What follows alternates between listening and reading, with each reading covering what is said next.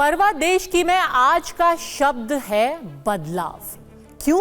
क्योंकि बार बार चिंता जताई जा रही है कि क्या डेमोग्राफी में बदलाव किया जा रहा है। आज बात उस सुलगते सच की जिसे लेकर केंद्र और एक राज्य की सरकार आमने सामने है। मुद्दा घुसपैठ और डेमोग्राफी में बदलाव का है और मौका उस राज्य में होने वाले विधानसभा चुनाव का भी है। केंद्र सरकार का दावा है कि इस राज्य में बड़ी तादाद में बांग्लादेशी घुसपैठिए डेमोग्राफी बदल रहे हैं, लेकिन राज्य की दलील है कि ऐसा कुछ भी नहीं हुआ है। हम बात आदिवासी राज्य झारखंड की कर रहे हैं, जहां इस साल के अंत तक चुनाव होना है, लेकिन चुनाव का टोन, लाइन और लेंथ अभी से प्रधानमंत्री नरेंद्र मोदी ने सेट कर दिया। मामला आदिवासियों की संख्या घटने और मुसलमानों की आबादी बढ़ने का है। प्रधानमंत्री ने एक दिन पहले ही जमशेदपुर में इसे लेकर झारखंड की हेमंत सोरेन सरकार पर तीखा हमला बोला। राज्य में घुसपैठ को लेकर बड़ी समस्या बताया, इसे आदिवासियों के लिए खतरा भी बताया। हाईकोर्ट में चल रहे मुकदमों का हवाला दिया, लेकिन हेमंत सोरेन सरकार ने घुसपैठ के आरोप को पूरी तरह से खारिज किया है। ऐसे में अब सवाल ये कि क्या सचमुच झारखंड के आदिवासियों और खासकर आदिवासी बेटियों का वजूद खतरे में है? आदिवासियों की आबादी घटने और घुसपैठियों की तादाद बढ़ने का सच क्या है? सबसे पहले सुनिए कि पीएम ने झारखंड की रैली में कहा क्या। इस समय झारखंड का बहुत बड़ा मुद्दा घुसपैठ हर झारखंडी के लिए चिंता का विषय बना हुआ है। नौजवान बेटियों के हर मां बाप के लिए रात की नींद उड़ाने वाला बना है। आज संथाल परगना और कोल्हान में बांग्लादेशी और रोहिंग्या घुसपैठ बहुत बड़ा खतरा है। इस पूरे क्षेत्र की पहचान, यहां की डेमोग्राफी बहुत तेजी से बदल रही है। अब आपके मन में सवाल जरूर उठ रहा होगा, जो प्रधानमंत्री ने बोला क्या वो महज एक राजनीतिक बयान था? झारखंड के संथाल परगना और कोल्हान इलाके के गांव में असल में आखिर हो क्या रहा है? तो इसके लिए जरूरी है कि आप पहले 3 तस्वीरें देखें। पहली तस्वीर है मंगली पहाड़िया की। ये एक आदिवासी लड़की है जिसे बड़े मियां नाम के एक बांग्लादेशी ने पहले प्रेम जाल में फंसाया, शादी की और फिर फरार हो गया। दूसरी तस्वीर है जयंती मंडोल की।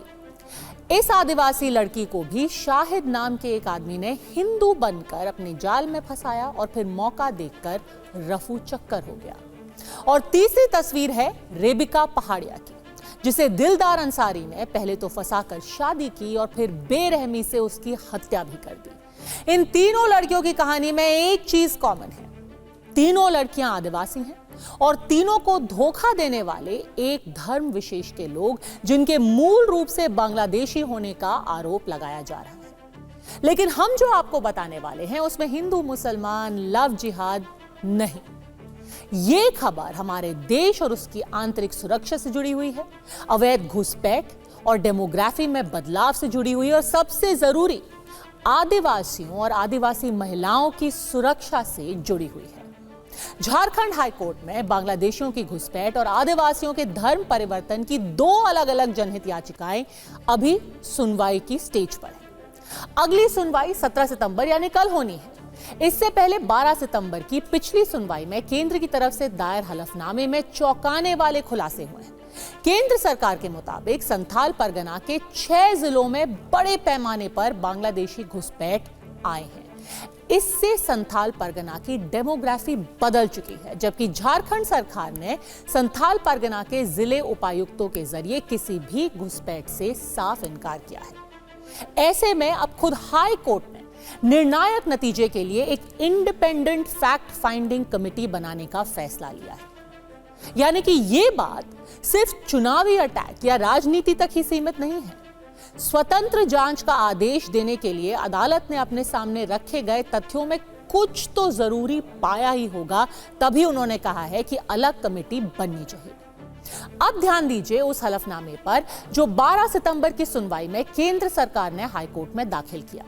केंद्र के हलफनामे के मुताबिक आदिवासी इलाके में बड़े पैमाने पर बांग्लादेशियों की घुसपैठ हुई है और घुसपैठियों के टारगेट पर सबसे ज्यादा 2 जिले हैं, साहिबगंज और पाकुड़। इसी वजह से बीते कुछ सालों में इन जिलों में मदरसों की संख्या भी काफी बढ़ी है। केंद्र सरकार के मुताबिक 1961 में साहिबगंज की आबादी 4,14,000 थी। इनमें मुस्लिम आबादी 82,000 थी, जो कुल आबादी का करीब 20% था। लेकिन 2011 में साहिबगंज की ही कुल आबादी 11.5 लाख हो गई और इसमें मुस्लिम आबादी करीब 4 लाख तक पहुंच गई, जो कि कुल आबादी का 35% है। मतलब ये कि महज 50 सालों में मुसलमानों की आबादी प्रतिशत के हिसाब से 15% बढ़ गई। 1961 में जो महज 20% थी, 2011 में वो 35% हो गई। अब बात पाकुड़ की। 1961 में पाकुड़ जिले की आबादी करीब 3.5 लाख थी। इसमें 76,000 मुस्लिम थे, लेकिन 2011 में मुस्लिम आबादी 22% से बढ़कर 36% यानी 3,22,000 हो गई। एक बार फिर से अगर आप अंकगणित देखें तो 50 साल में 14% की बढ़त हुई है। अब मोटा मोटा उन इलाकों की बात करते हैं जिनका जिक्र प्रधानमंत्री ने किया। पहले एक नजर संथाल परगना पर डालते हैं। केंद्र सरकार की रिपोर्ट के मुताबिक 1951 में संथाल परगना में हिंदू आबादी कुल आबादी का 90% था। यानी अगर एक इलाके में 100 लोग रहते हैं तो उनमें से 90 हिंदू होते थे। इसमें भी, इस 90% में भी आदिवासी आबादी थी 45%, मुस्लिम आबादी थी 9% और ईसाई आबादी 1% से भी कम थी। लेकिन 2011 में हिंदू आबादी 68%, आदिवासी आबादी 28% और मुस्लिम आबादी 23%, तो ईसाई आबादी 4% तक पहुंच गई।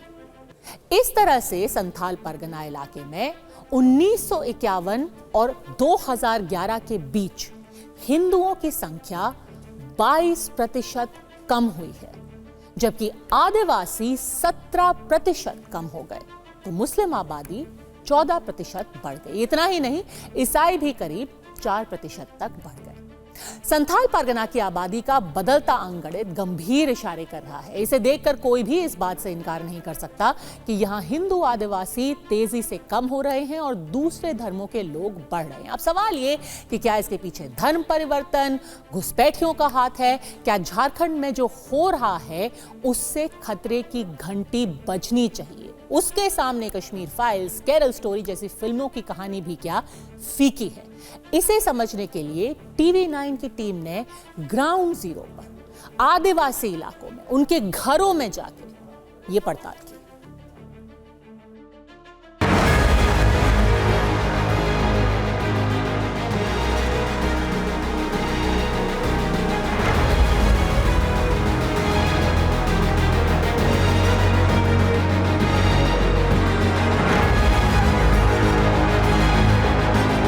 सिस्टम हिंदुस्तान का, लेकिन इको सिस्टम बांग्लादेशी।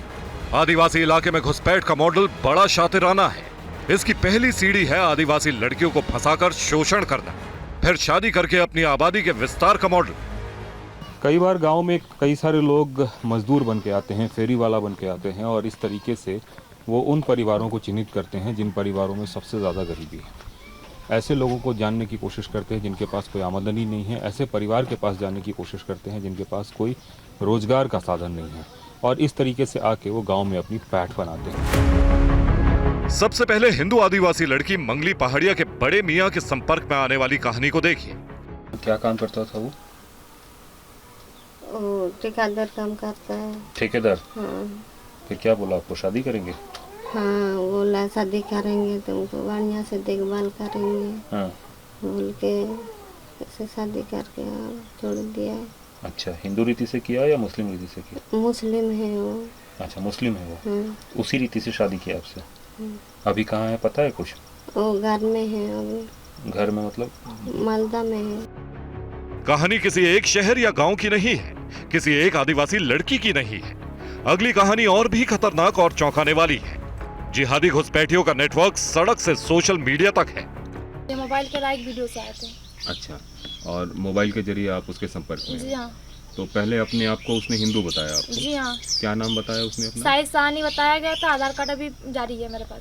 और लड़के ने फिर आपको कहाँ बुलाया? जी, लड़के ने कहीं बुलाया नहीं था। जब एक बाबू हुआ 1 महीने का तब गए थे हम लोग अपना त्रिपुरा घूमने। मेरे को अभी तक मुस्लिम का कोई पता नहीं चला है सर। जो गाँव वाला बोल रहा है वही सुन रही हूँ। ये किसी फिल्मी कहानी से कम नहीं है। मोबाइल पर लाइक, सब्सक्राइबर और रील के नाम पर मजहबी खेल चल रहा है। साजिश का अगला चेहरा तो और भी क्रूर है। आज से करीब 2 साल पहले 25 साल के दिलदार अंसारी ने अपनी पत्नी रेबिका पहाड़िया की बेरहमी से हत्या कर दी। हत्या के बाद रेबिका पहाड़िया के 50 टुकड़े कर दिए। TV9 भारतवर्ष के कैमरे के सामने रेबिका पहाड़िया के पिता ने बताया कि कैसे उनकी बेटी को प्रेम जाल में फंसाकर मौत के घाट उतारा गया था। दिलदार अंसारी जो उसका रेबिका से प्यार करता था, हमको तो मालूम नहीं था। घर से भागने ही गए थे। वो लड़का जो हम लोग मार्केट जाते हैं ना बुर्गे, तो उसी समय वो पैसा का लालच में वो लड़की गया होगा। उसको लाने के लिए बहुत बार गए थे, 3 बार जो गए। वो लड़का जो रेबिका को पकड़ के रखा था। क्रूरता का ये मॉडल आदिवासी महिलाओं के खिलाफ इस्तेमाल किया जा रहा है। जब महिलाएं घुसपैठियों के काबू में नहीं आती तो उनके टुकड़े टुकड़े कर दिए जाते हैं। संथाल परगना में पिछले कई सालों से जारी इस साजिश में दुल्हन जिहाद नहीं बल्कि जमाई जिहाद भी है। ये जो इलाका है ये जमाई टोला के नाम से जाना जाता है। जमाई वो लोग जो लोग आदिवासियों की ज़मीन पर या आदिवासियों से शादी करके जो ज़मीन मिला उस पर अपना घर बनाया। इस तरह के जमाई टोले आपको पूरे साहेबगंज और पाकुड़ के कई इलाकों में दिख जाएंगे। ये वो लोग हैं जो घर जमाई बनकर रहते हैं और उनको जिस ज़मीन पर बसाया जाता है उसको जमाई टोला कहते हैं। अवैध बांग्लादेशी सिर्फ दुल्हन बनाओ और जमाई बनो वाली स्ट्रेटेजी पर काम नहीं कर रहे हैं। डेमोग्राफी बदलने के लिए वो लॉन्ग टर्म इन्वेस्टमेंट करते हैं। वो वोटर आईडी कार्ड से लेकर अपना आधार कार्ड तक बनवाते हैं। यह 90 के दशक से जहां की डेमोग्राफी बहुत तेजी से बदली है और साहेबगंज जिला तो इसका जीवंत प्रमाण है। उस समय 7,900 से अधिक बांग्लादेशी घुसपैठियों का नाम प्रशासन ने काटने का काम किया था, मतदाता सूची से नाम काटा था। ऐसे प्रखंडों में तो 200 गुना 300 गुना तक की डेमोग्राफी बदली है। तो यह प्राकृतिक नहीं है, यह उन बांग्लादेशी घुसपैठियों के द्वारा योजनाबद्ध तरीका से इस क्षेत्र की डेमोग्राफी को बदलने का काम किया गया है। ये दावे डरावने हैं।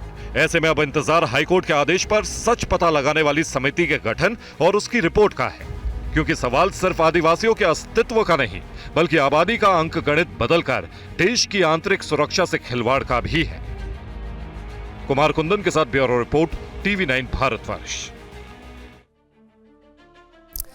तो झारखंड के जिस संथाल परगना में बांग्लादेशी घुसपैठ से आदिवासियों के अस्तित्व पर खतरे का दावा है, उस इलाके में कौन कौन से जिले शामिल हैं, अब उसे भी देखिए।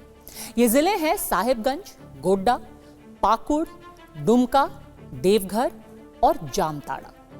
इन जगहों से बांग्लादेश का बॉर्डर 50 किलोमीटर से लेकर 200 किलोमीटर की दूरी पर है। बांग्लादेश से इन इलाकों में घुसना इनके लिए महज 2 से 3 घंटे का ही मामला है। सीमावर्ती राज्य होने के कारण लोगों की बोलचाल और वेशभूषा में भी बहुत फर्क नहीं है। इसकी वजह से इन इलाकों में ये लोग बहुत आसानी से बस जाते हैं।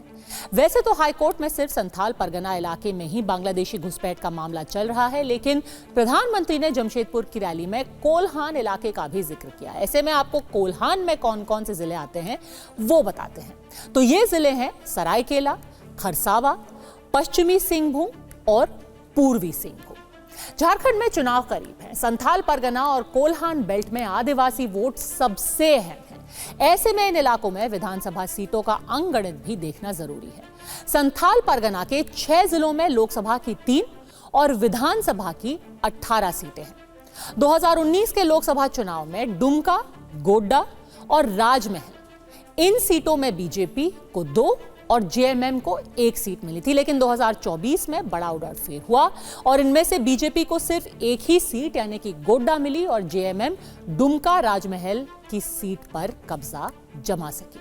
2019 के विधानसभा चुनाव में संथाल परगना की 18 सीटों में से सभी 7 एसटी सुरक्षित सीट समेत 9 सीटों पर जेएमएम को जीत मिली थी, तो 5 सीटों पर उसकी सहयोगी कांग्रेस ने जीत दर्ज की थी, जबकि बीजेपी को 4 सीटें मिली थी। अब आप कोल्हान इलाके का सियासी गणित भी देखिए। कोल्हान में लोकसभा की 2 और विधानसभा की 14 सीटें हैं।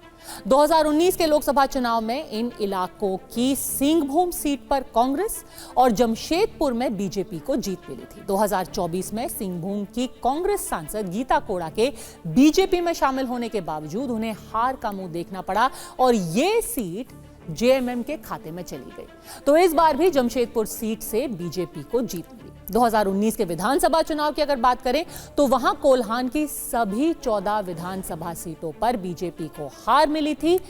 इन सीटों में जेएमएम ने 11 सीटें जीती, कांग्रेस ने 2 और 1 सीट पर निर्दलीय को जीत मिली थी। झारखंड में आदिवासी वोट बैंक जीत का सबसे बड़ा फैक्टर है। हमेशा से झारखंड मुक्ति मोर्चा के साथ ये वोट खड़ा रहा है, लेकिन इस बार बीजेपी ने इस वोट बैंक में सेंध लगाने के लिए ही विधानसभा चुनाव में वापसी के लिए आदिवासी नेता बाबूलाल मरांडी को राज्य में पार्टी की कमान सौंपी है। तो कोल्हान के सबसे बड़े नेता और कोल्हान टाइगर कहे जाने वाले चंपई सोरेन, जो कि पूर्व मुख्यमंत्री रहे हैं, उनको बीजेपी में शामिल किया है।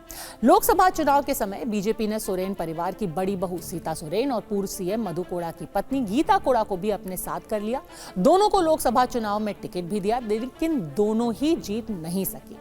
विधानसभा चुनाव की अगर बात करें तो अब बीजेपी की कोशिश फिर से है कि आदिवासियों को अपने पाले में कर ले, ताकि एक बार फिर झारखंड की सत्ता में भगवा परचम लहरा सके। यही वजह है कि पार्टी ने चुनावी माहौल में संथल परगना और कोल्हान जैसे आदिवासी इलाकों में बांग्लादेशी और रोहिंग्या घुसपैठ को जोर शोर से उठाना शुरू किया है। परवा देश की के दूसरे हिस्से में अब हम बात कर रहे हैं बांग्लादेश की, और बांग्लादेश में किस तरह बढ़ती कट्टरता के परमाणु सनक पहुंच चुकी है, उसका अब हम विश्लेषण करेंगे। बांग्लादेश में मोहम्मद यूनुस सरकार की सरपरस्ती में जमाते इस्लामी के कट्टरपंथी लगातार भारत विरोधी और पाकिस्तान के समर्थन में माहौल बना रहे हैं।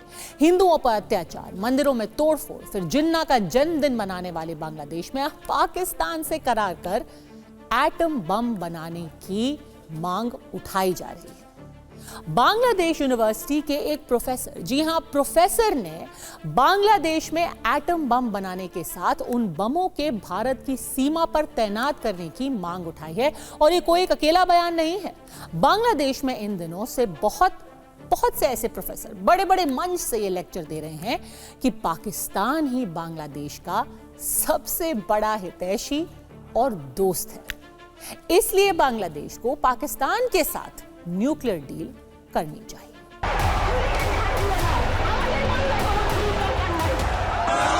ये नए बांग्लादेश की सबसे नई तस्वीर है। कट्टरपंथी सड़कों पर डंडा लेकर उतर पड़े हैं। हिजाब न पहनने पर बीच बाजार महिलाओं से उठक बैठक लगवाई जा रही है। महिलाओं के सम्मान और बंगाली स्वाभिमान को लेकर हमेशा से जागरूक रहे बांग्लादेश में अचानक हुए बड़े बदलाव की अब दूसरी तस्वीर देखिए। बांग्लादेश की सबसे बड़ी ढाका यूनिवर्सिटी का प्रोफेसर एटम बम मांग रहा है, और सिर्फ एटम बम ही नहीं मांग रहा, वो ये भी चाहता है कि इसके लिए बांग्लादेश पाकिस्तान के साथ परमाणु संधि करे। यानी नोबेल सम्मान पा चुके बांग्लादेश के कार्यकारी प्रधानमंत्री मोहम्मद यूनुस अब एटम बम की ब्लैक मार्केटिंग करने वाले पाकिस्तान के साथ एटम बम की डील कर ले। बांग्लादेश में तेजी से बढ़ते कट्टरपंथी आजकल ढाका यूनिवर्सिटी के इस प्रोफेसर जैसी ही बोली बोल रहे हैं, और वो भारत की जगह पाकिस्तान को अपना सच्चा सहयोगी बताने लगे हैं। सवाल ये नहीं है कि तीन तरफ से भारत की शांत सीमाओं और चौथी तरफ समंदर से सुरक्षित बांग्लादेश को एटम बम जैसे विध्वंसक हथियार की जरूरत ही क्यों है। सवाल यह है कि बांग्लादेश के कट्टरपंथी एटम बम की डील के बहाने पाकिस्तान का सबसे करीबी दिखने के लिए इतने बेताब क्यों हो रहे हैं। ये सब कहते वक्त ढाका यूनिवर्सिटी के प्रोफेसर ये भूल गए कि बांग्लादेश पाकिस्तान से अलग क्यों हुआ था। उन्होंने सेना के अधिकारियों के एक सेमिनार में कहा कि बांग्लादेश को परमाणु हथियारों की तैनाती भारत के साथ लगती सीमाओं पर करनी चाहिए। सवाल यह भी है कि बांग्लादेश के विश्वविद्यालयों में बैठे प्रोफेसर किसके इशारे पर बांग्लादेश की फौज को पाकिस्तान का गुलाम बनाने की कोशिश कर रहे हैं। Bureau report, TV9 Bharatvarsh. सोचिए, बांग्लादेश के प्रोफेसर ये कह रहे हैं कि ये झूठ भारत फैला रहा है कि पाकिस्तान बांग्लादेश का दुश्मन है। ये तब, जबकि इतिहास में दर्ज है कि 1971 से पहले पाकिस्तान की सेना ने तब के पूर्वी पाकिस्तान यानी आज के बांग्लादेश में रहने वाले बंगाली लोगों पर ही अत्याचार की हर सीमा पार कर दी थी। लेकिन आज बांग्लादेश की मोहम्मद यूनुस की सरकार बांग्लादेश की रक्षा जरूरतों के लिए पाकिस्तान पर ही सबसे ज्यादा भरोसा कर रही है। इस नई अंतरिम सरकार ने कुछ दिनों पहले ही पाकिस्तान को एक बड़ा डिफेंस ऑर्डर भी दिया है। बांग्लादेश ने पाकिस्तान ऑर्डिनेंस फैक्ट्री से 40,000 राउंड लंबी दूरी की तोपों के लिए गोला बारूद, 2000 यूनिट टैंकों के लिए गोला बारूद, 40 टन RDX विस्फोटक और 2900 हाई इंटेंसिटी वाले प्रोजेक्टाइल का ऑर्डर दिया है। इसके अलावा बॉर्डर गार्ड बांग्लादेश यानी कि GB अपनी टाइप 85 चीनी स्नाइपर राइफल की जगह पाकिस्तान से ब्रिटेन में बनी थंडरबोल्ट एक्सट्रीम स्नाइपर राइफलें खरीदने जा रहा है। और अब बात इतनी आगे बढ़ चुकी है कि बांग्लादेश के कट्टरपंथी मोहम्मद यूनुस पर पाकिस्तान से न्यूक्लियर डील करने के लिए दबाव बना रहे हैं। कट्टरपंथी ये भी मांग कर रहे हैं कि यूनुस सरकार पाकिस्तान से शाहीन और गौरी जैसी मिसाइलों को लेकर भी डील करे और उन्हें भारतीय सीमा पर तैनात कर दे। क्या पाकिस्तान के इशारे पर जमाते इस्लामी के कट्टरपंथी बांग्लादेश को भी उत्तर कोरिया जैसा खतरनाक मुल्क बनाना चाहते हैं? पाकिस्तान के पूर्व प्रधानमंत्री जुल्फिकार अली भुट्टो ने कहा था कि पाकिस्तान चाहे घास खाए या भूखा रहे, लेकिन एटम बम जरूर हासिल करेंगे। भुट्टो की दोनों बातें सच साबित हुई।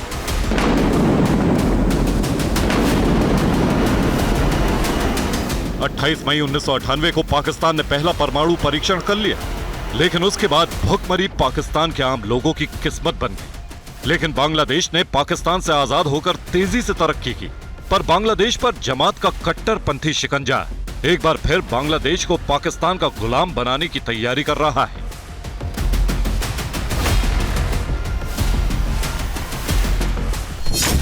कुछ दिन पहले बांग्लादेश की नई सरकार ने पाकिस्तान के साथ बड़ी डिफेंस डील की है और अब बांग्लादेश से पाकिस्तान के साथ परमाणु संधि करने की मांग हो रही है।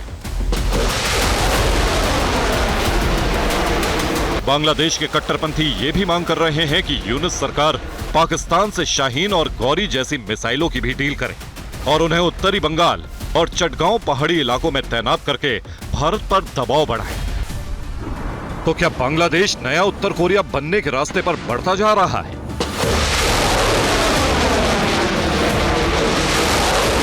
दुनिया जानती है कि उत्तर कोरिया के तानाशाह किम जोंग उन के हाथ तक एटम बम की बटन पाकिस्तान के न्यूक्लियर साइंटिस्ट AQ खान ने दिए थे। AQ खान ने दुनिया से गद्दारी की और कुछ नोटों के बदले एटम बम जैसी सीक्रेट टेक्निक किम जैसे सनकी को सौंप दी।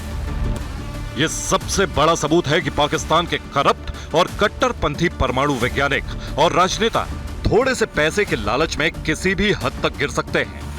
इसीलिए सवाल है, क्या पाकिस्तान इतिहास में जो परमाणु पाप कर चुका है उसे बांग्लादेश में दोहराने की तैयारी में है?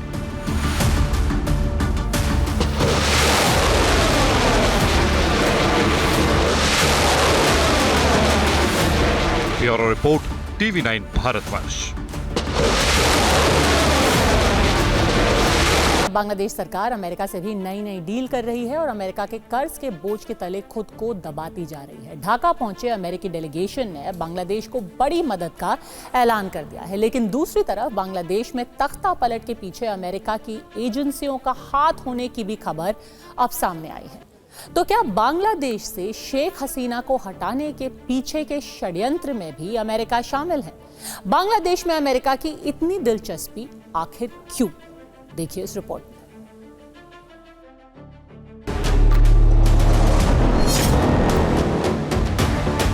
पंद्रह सितंबर को अमेरिका का एक हाई लेवल डेलीगेशन बांग्लादेश के दौरे पर पहुंचा। ढाका में बांग्लादेश की अंतरिम सरकार के प्रधानमंत्री मोहम्मद यूनुस इस डेलीगेशन से मिले। मीटिंग के दौरान यूनुस ने बांग्लादेश के हालातों को पटरी पर लाने, देश में रिफॉर्म करने और चुराई गई संपत्तियों की वापसी के लिए अमेरिका से मदद मांगी। इसके बाद अमेरिकी डेलीगेशन ने बांग्लादेश को 1700 करोड़ रुपए की मदद करने का ऐलान किया है। एक तरफ अमेरिकी डेलीगेशन ने बांग्लादेश की नई सरकार की बड़ी मदद का ऐलान किया, दूसरी तरफ बांग्लादेश में फैली अराजकता के पीछे अमेरिका का हाथ होने की बड़ी खबर भी आ गई।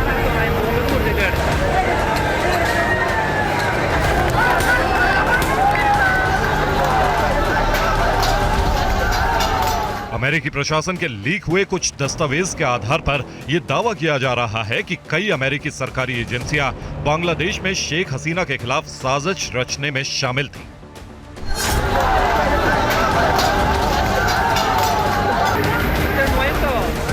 दावा यह किया जा रहा है कि अमेरिका से संचालित सरकारी वित्तीय पोषित एजेंसियां शेख हसीना को बांग्लादेश के प्रधानमंत्री पद से हटाने की योजना में शामिल थीं।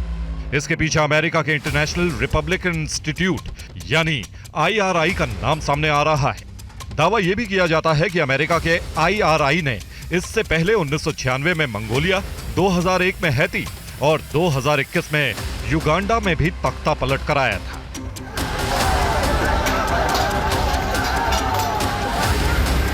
बांग्लादेश की पूर्व प्रधानमंत्री शेख हसीना के बेटे भी अमेरिका पर शेख हसीना को सत्ता से हटाने का आरोप लगा चुके हैं।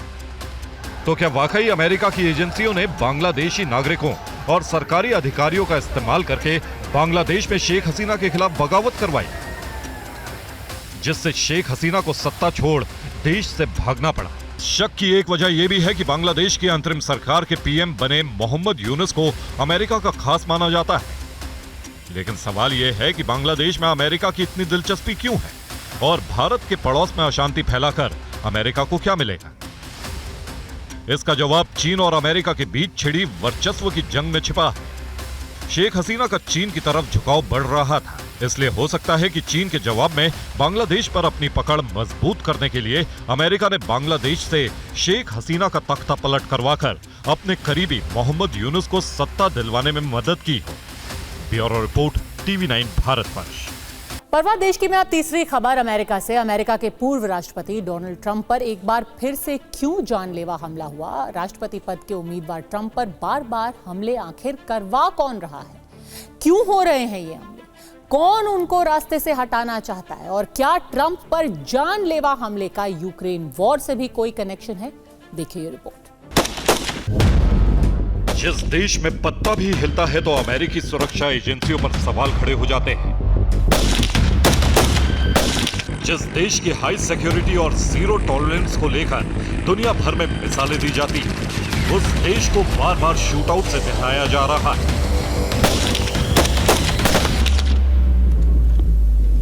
क्या कोई सोच सकता है कि अमेरिका में एक पूर्व राष्ट्रपति पर 2 महीने के अंदर दूसरी बार गोलीबारी हो जाएगी? आखिर अमेरिका में ये क्या हो रहा है? क्या सुपर पावर की सीक्रेट सर्विस अब सिर्फ नाम की रह गई है? क्या अमेरिका की सीक्रेट सर्विस की चमक हमलावरों के आगे फीकी पड़ गई? अमेरिका में राष्ट्रपति चुनाव के महज 50 दिन बचे। राष्ट्रपति के उम्मीदवार एक दूसरे की ताकत को आजमाने में जुटे। उससे पहले वहां खूनी खेल खेला जा रहा है। अमेरिका के पूर्व राष्ट्रपति डोनाल्ड ट्रंप पर एक बार फिर क्यों हुआ जानलेवा हमला? ट्रंप पर बार बार हमले क्यों हो रहे हैं? आखिर ट्रंप को कौन मारना चाहता है? क्या ट्रंप पर जानलेवा हमले का यूक्रेन वॉर से भी है कोई कनेक्शन?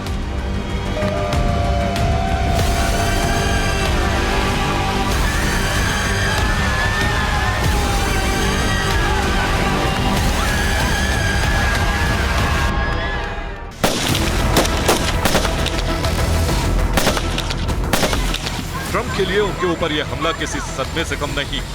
महज 400 गज दूर से उनके ऊपर गोली चलाई गई। यह हमला फ्लोरिडा के गोल्फ कोर्स एरिया में किया गया।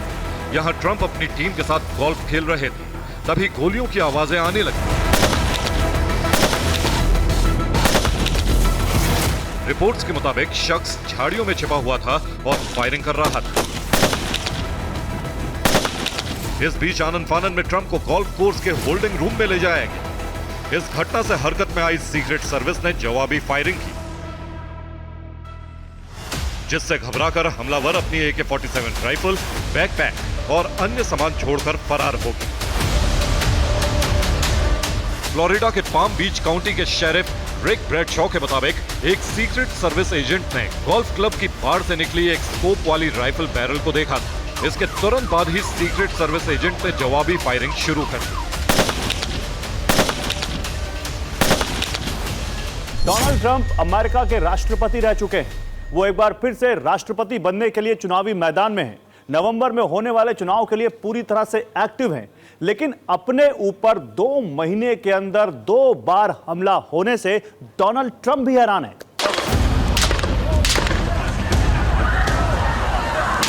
ट्रंप पर यह हमला पहली बार नहीं हुआ है। इससे पहले जुलाई में भी ट्रंप पर हमला हुआ था। 13 जुलाई को भी ट्रंप पर इसी तरह हमला किया गया था। उस समय अमेरिका के पेंसिल्वेनिया के बटलर में शूट आउट हुआ था। ट्रंप बाल बाल बच गए थे। तब उनके कान से गोली छूकर निकल गई थी। इसके बाद 2 महीने के अंदर 15 सितंबर की दोपहर फ्लोरिडा में ट्रंप पर हमला किया गया और ट्रंप की जान लेने की कोशिश दोबारा की।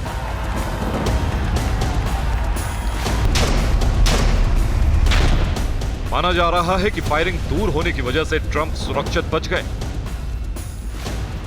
अमेरिका के सुरक्षा नियमों के मुताबिक वहां राष्ट्रपति उम्मीदवार को भी वही सुरक्षा दी जाती है जो राष्ट्रपति के पास होती है। इस लिहाज से ट्रंप के ऊपर दोबारा हमले को लेकर अमेरिकी सुरक्षा एजेंसियों पर भी सवाल उठ रहे हैं। इससे पहले जुलाई में ट्रंप पर हुए हमले के बाद भी अमेरिकी सुरक्षा व्यवस्था की काफी किरकिरी हुई थी।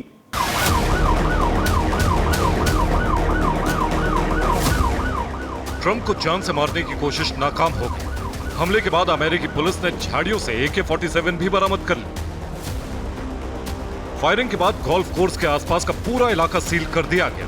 भारी तादाद में पुलिस फोर्स और सुरक्षा बलों की तैनाती कर दी गई। हमले को लेकर अमेरिकी सुरक्षा एजेंसियां जांच में जुट गई हैं। अमेरिकी सुरक्षा एजेंसियों के लिए सबसे राहत भरी बात यह रही कि इस हमले में ट्रंप बाल बाल बच गए।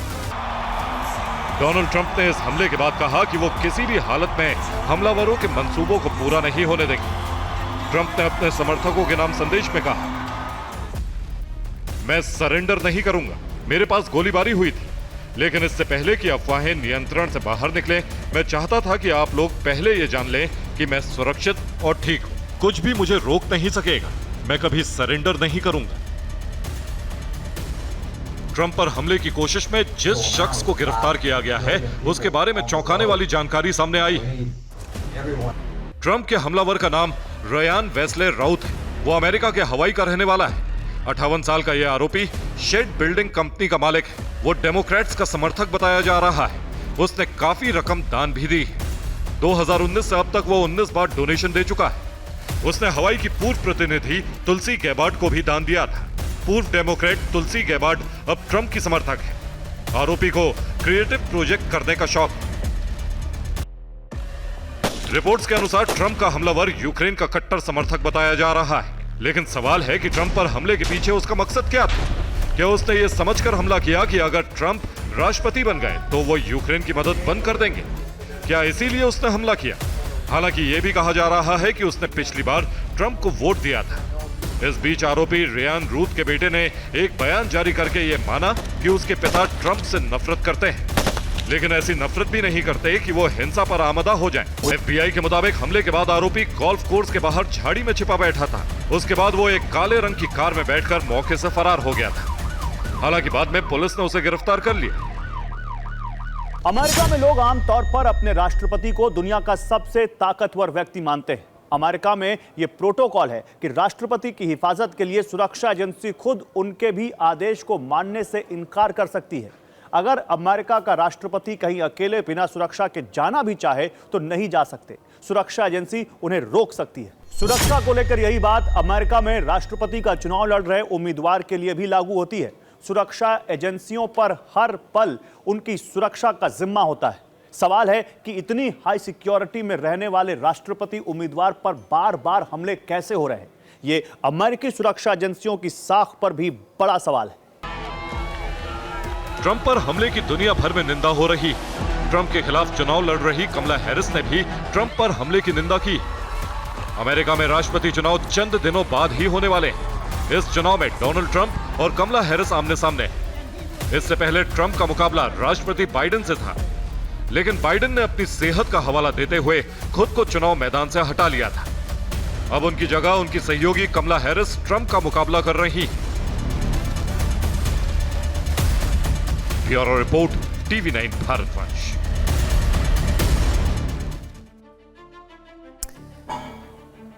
अमेरिकी खुफिया एजेंसियां ट्रंप पर हमले की जांच कर रही हैं, लेकिन यह पहली बार नहीं है जब किसी अमेरिकी राष्ट्रपति या पूर्व राष्ट्रपति पर ऐसा हमला हुआ हो।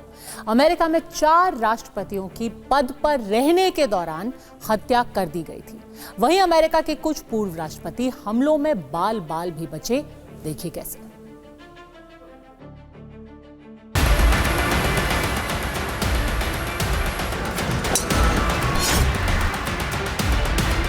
अमेरिकी चुनाव रक्त रंजित होता जा रहा है।